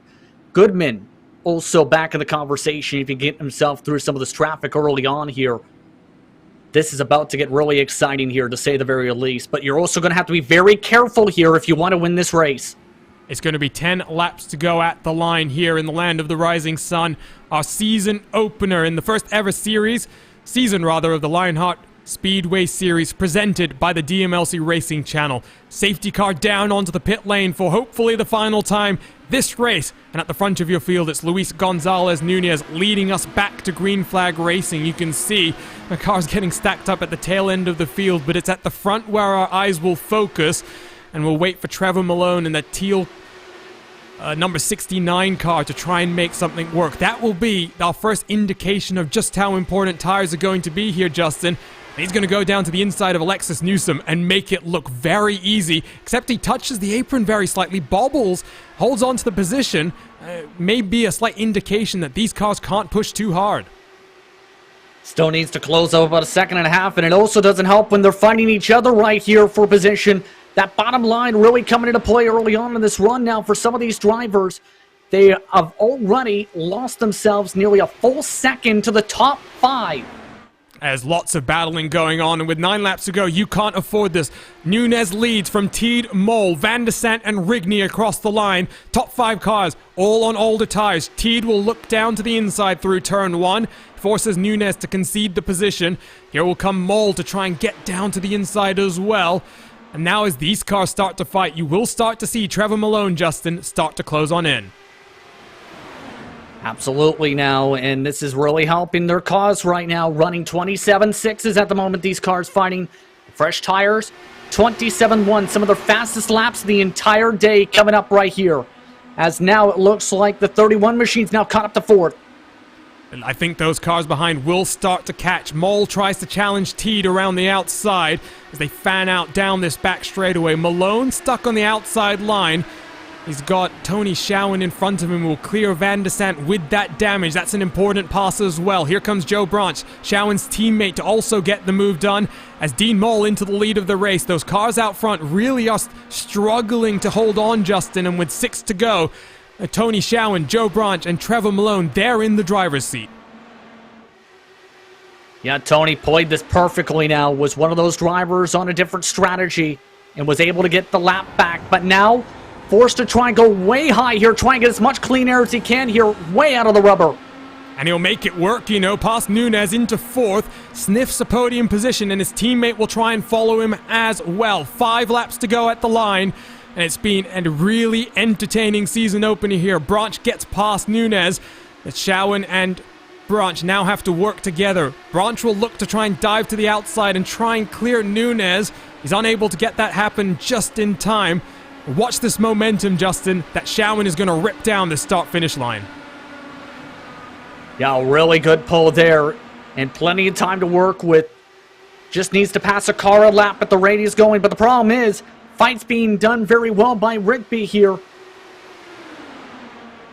Teed is also helping out these other cars that have not come down pit road. As I say that, though, they jinked the high line, give Schowen the draft as well, gives him that high line that he's favoring. He's up into the podium positions. His teammates trying to follow him, but Trevor Malone, oh, Branch almost cut off Malone there across the start-finish line. Realized that he couldn't do it just in time. Now looks to the inside, into the top 5 comes Malone and Joe Branch. 3 laps to go, Justin. At the front of your field, here comes Tony Schowen. And that top line is really rolling well now in 3 and 4 with the fresher tires here, continuing to turn better laps to get that fresher air. Here comes the move for 2nd. Beautiful over-under there by Schowen. He realized that he couldn't use that outside line. Teed will try and defend, but through turn 1 and 2, you'd have to think Schowen might be able to hold on. He's going to try and run that outside line, build up his momentum once again then, Justin. White flag about to wave. He needs to complete this pass on second. This corner have any shot. A bit of contact with the wall, in fact, for second place. And he's going to try a slide job here. That will compromise his momentum. White flag waves then. Final lap here in the land of the rising sun. It's Dean Mole trying to hold off the challenge from Tony Schowen behind. His branches looking to the inside of T. There was almost contact there. It's checked up Branch a lot. Here comes Trevor Malone to challenge for fourth position. Out front, though, Dean Mole still weaves back and forth. He's going to hold on for the lead here and out of turn 4. An outstanding season opener here in the Lionheart Speedway Series. It sets the tone for the entire season, and Dean Mole takes victory in the HyperX Motegi 200. 3 wide across the line further back. And really, Justin, a statement that this is a series that on a Monday night you want to watch out for in terms of having some incredible close racing. And how about some incredible strategy there? We weren't quite sure if the old tires would hold on, but they held on just long enough, Arjuna, for Dean Mole to hold on. One more lap, and I think Tony Schowen might have got there. But for Dean Mole, a big victory to be able to hold on here for the checker flag. And for an independent driver as well, we talked a lot about team battles maybe being a thing that we're going to watch out for. A statement and a victory. He's got hashtag Racing for John as well. Thoughts and prayers go out to Kinetic Racing and their team boss, John King. I'm sure Dean Mole will be very, very happy to get this victory today. Motegi really did deliver.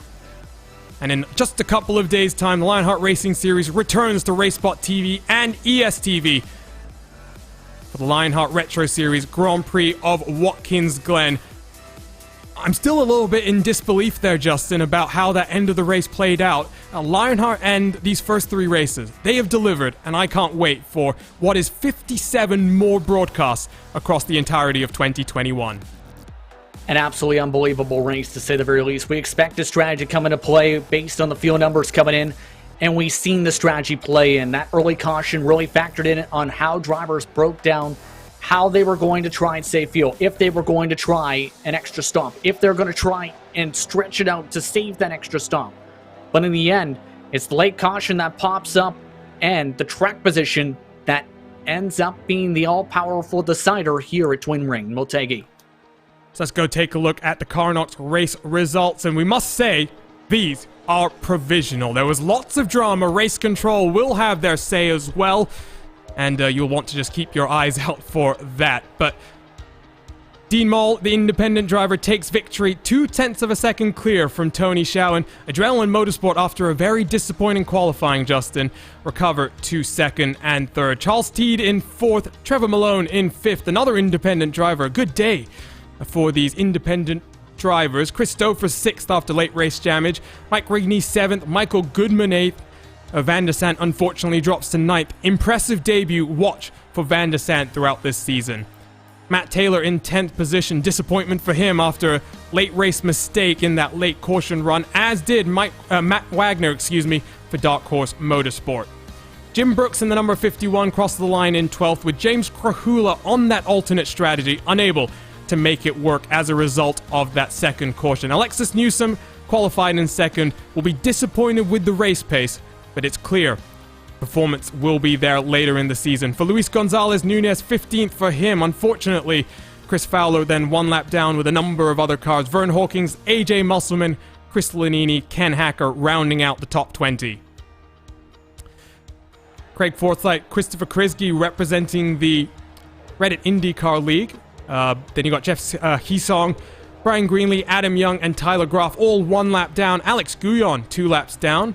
Good to see him in this as well. Multiple of these drivers competing across of the Lionheart Racing Series. Series organizer George Anzaldo, disappointing day for him in 28th. Ron Hacker 29th. Jeff Murray back in 30th position on a final set of results. Matt Houston, Joe Hassert, Mark Cohn, DJ Clark, Paul Jenkins, Brett Bennett, Eric Schaus, Emerson Santos. Lots of non-finishes in this race, Justin. And I think for a lot of these drivers, they would have been hoping for a better result.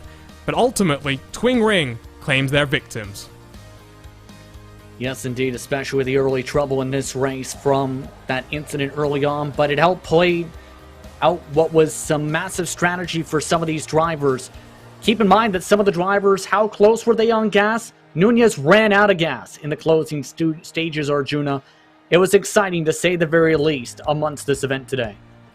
So let's go trackside for post-race coverage presented by HyperX. And in the HyperX victory lane, it is Dean Moll, and he's standing by with Justin Prince. Yes, indeed. You celebrate here in HyperX victory lane, Dean. A big victory, a big call to stay out in the late stages under that late caution. How are you feeling coming away with the victory here to start off the Speedway Series? I am so excited. I have had, it's been 2 years and a lot of near misses in Lionheart, so to have this work out, it was awesome. I actually didn't want to see that last yellow. I was good to go to the end on fuel, but at the end I'm like, oh, I'm just staying out and going for it. And I guess because I was saving, the tires held up. It was pretty strong at the end. So this is a really strong field, and Lionheart's such a great league. So to pull off a win is just amazing. I'm thrilled with it. Of course, you had a few drivers on those fresh tires coming in quickly. What was the pressure like seeing the pack close in and half the battles with the air drivers who stayed out with you, but were closing in those closing stages?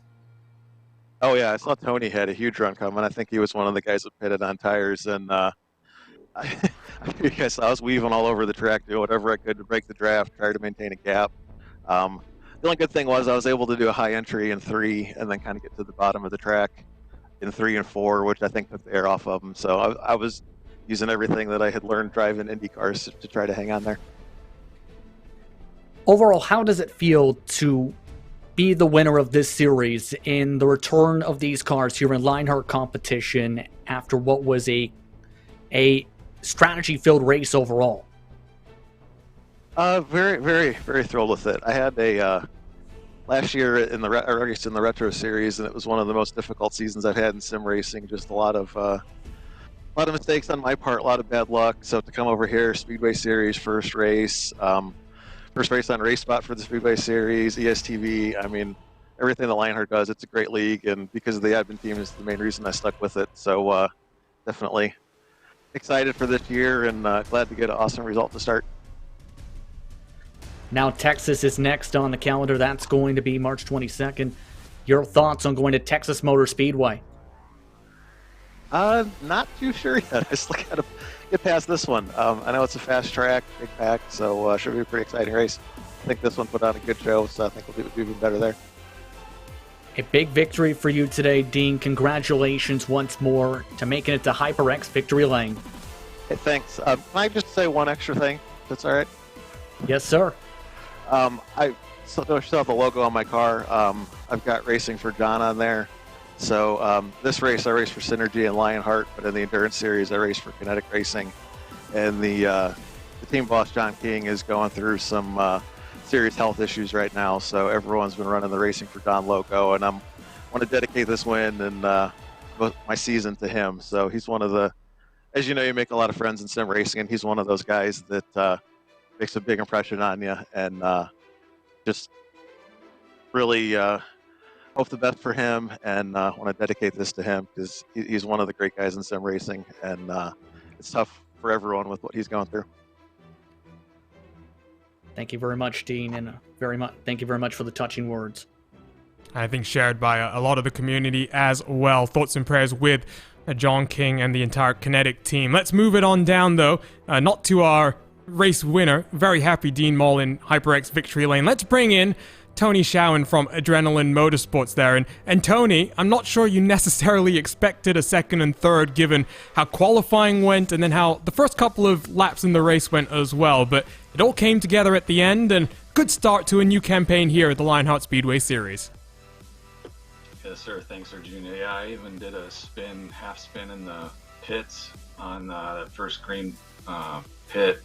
I have the pit box where there's bumps in the box, and I spun out, so that put me back. But yeah, it basically turned into a few mile race till the end, and then I thought I was actually going to be up there when I could see a bunch of guys fuel saving at the end there before that last caution, but it still worked out pretty good.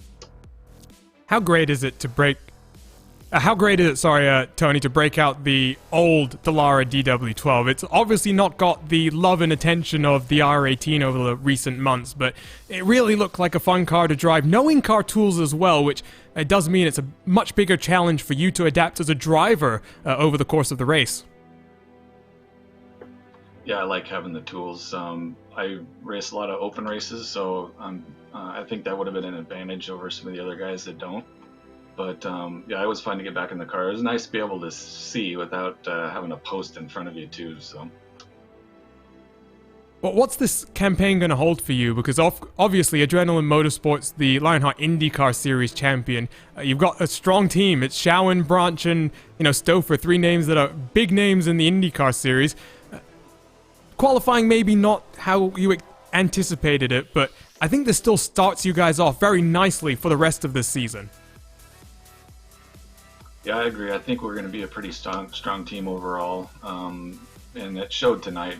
I think Stouffer ended up 6th and Branch right behind me, so I think that's going to be a pretty consistent thing for us. We're all pretty experienced on these tracks, and I'm really excited going forward to racing with those other 2 guys.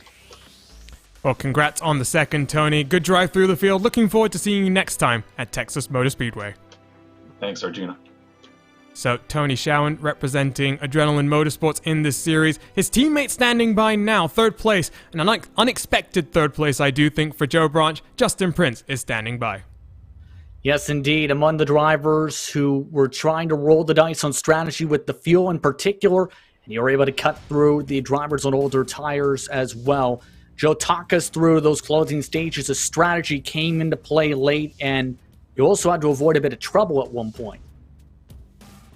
Yeah, Tony and I were, I think we were in good shape even before the caution came out. We were saving, working together. We were going to make it. So, and we were, because we had been saving for 2 stints, we had extra fuel. Everybody was coming back to us, so we were going to be racy. And then the last stint there, it was time to go on fresh tires, and it was definitely fun. How tricky was it to try and carve your way through those cars to be able to get yourself onto the podium? It was definitely tricky. There was a time where I lost momentum and had to regain it. I thought I was going to lose the podium there, but I'm just excited for the Team Adrenaline Autosport guys. 2nd, 3rd, and 6th. It's a good start. Next race goes to Texas Motor Speedway. Your thoughts on going to the Lone Star State? It'll be interesting. I think we ran there forever. It's a little different now with the new layout. We'll see how the DW12 runs there. I don't think I've ever raced there since it's been repaved, so I'm not sure how to handle, but looking forward to it. Congratulations on the podium finish, Joe. A good run for you. Thank you guys. That's Joe Branch, 3rd place, up 22 positions tonight. There were some huge movers and shakers in that one as well, Justin. And before we wrap up here, let's get some closing thoughts in this HyperX post-race show, because really excited. It's not just this series, which has really kept me entertained. IndyCar and Retro. It's been an incredible opening round of Lionheart Racing Series competition. And back on Thursday as well, we've got the Lionheart Retro Series, round 2 from upstate New York. It's going to be a very interesting opening couple of months in this series, because the races come back to back, and there are drivers that are competing in all 3 of these championships. Yeah, they're going to have to be putting a ton of work in, to say the very least, to make sure they're ready to go if they're competing in all 3 series like we've seen many drivers do tonight. But the main thing that popped out to me, especially Arjuna, was strategy, more strategy was the name of the game right from that first caution flag early on.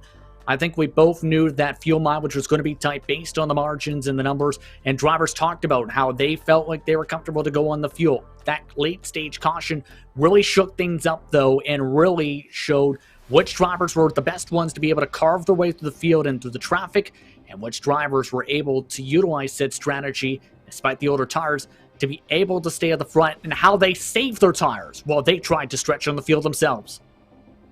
Few thank yous to get to as well before you wrap up, so let's walk you through the main faces that help power the Lionheart Racing Series. First, it's the series sponsors, the DMLC Racing Channel. Looking for entertaining sim racing content? Then look no further than the DMLC Racing Channel. Follow former Lionheart Retro Series Driver of the Year Mark Cohn's racing escapades as he battles for wins and avoids wrecks with cat-like reflexes, all while providing commentary sure to make you laugh, cry, or both.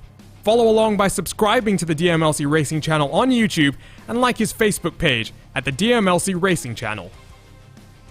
The Lionheart Racing Series is powered by HyperX, makers of premier gaming gear like the legendary ultra-comfortable Cloud line of gaming headsets. Whatever you play, however you play, HyperX knows we're all gamers. For more information on HyperX products, visit www.hyperxgaming.com and don't forget to use the promo code Lionheart15, that's LIONHRT15, for 15% off all orders. Series also presented by the Sim Experience AccuForce Pro 2 V2. It's the premier professional simulation racing steering system. The key to its incredible realism is the groundbreaking direct drive motor control system, providing a direct driving experience that's second only to the real thing. For more information on the entire Sim Experience ecosystem, visit www.simexperience.com. For sim racers, the buttkicker Gamer 2 or simulation kit adds the missing driver-to-car connection, bringing more realism to your sessions. By accurately responding to in-game audio, you can feel the track like never before, providing increased vehicle handling and faster lap times. Are you ready for the most immersive experience in all of sim racing? For more information, visit www.thebuttkicker.com. And don't forget to use promo code LION2021 for 20% off all orders. Minus 273 is the premier name in karting gloves. Their industry-leading gloves are super light and durable, made of breathable poly spandex. Whether you're a kart or sim racer, Minus 273 gives you control to reach victory lane.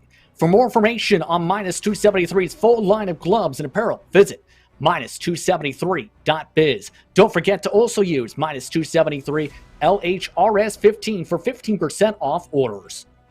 And it's not just those names, there are so many more behind the Lionheart Racing Series, and you can head on over to lionheartracingseries.com to learn more about each of the sponsors up on your screen right now. Before we go, Justin, let's quickly talk about the series schedule, because we get a week and we'll come back from the Texas Motor Speedway. That will be interesting, and Dean Moll will be looking to go 2 for 2. Joe Branch, Tony Showen, I think Adrenaline Motorsport. Qualifying didn't go well. That will be something they work on in the next week. I think so as well, especially with how tight qualifying was here. I'm expecting to be tight as well at Texas Motor Speedway. But it was mentioned by a couple of the drivers, the challenges that could come into play with the banking there in particular. Because the current Texas layout in particular, bit flatter banking in turns 1 and 2, that can have a bit of an impact on how the drivers handle the corners, similar to what we've seen here at Twin Ring Motegi with the tighter turn 3 and 4. It's going to be interesting how tire wear and strategy plays out for that race. Lots more to come then on racespottv and ESTV here in the Lionheart Racing Series powered by HyperX. We'll return then on Thursday for more Lionheart Retro Series action, and a week from today, round 2 of the Lionheart Speedway Series live from the Texas Motor Speedway. You can follow us across all of these different social media channels for more esports action. The Lionheart Racing Series, of course, will provide updates around this entire organization. ESTV, our rebroadcast host, can follow them for all up-to-date live programming scheduling.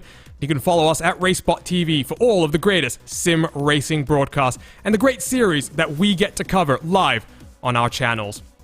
It's been a super entertaining season opener, and Dean Moll will leave the Land of the Rising Sun as a victor in the Lionheart Racing Series. Thank you for tuning in to RaceSpot.tv, and on behalf of the entire team, Justin Prince and myself, Arjuna Kenkipati, thank you for tuning in, and we'll see you next time live on RaceSpot.tv.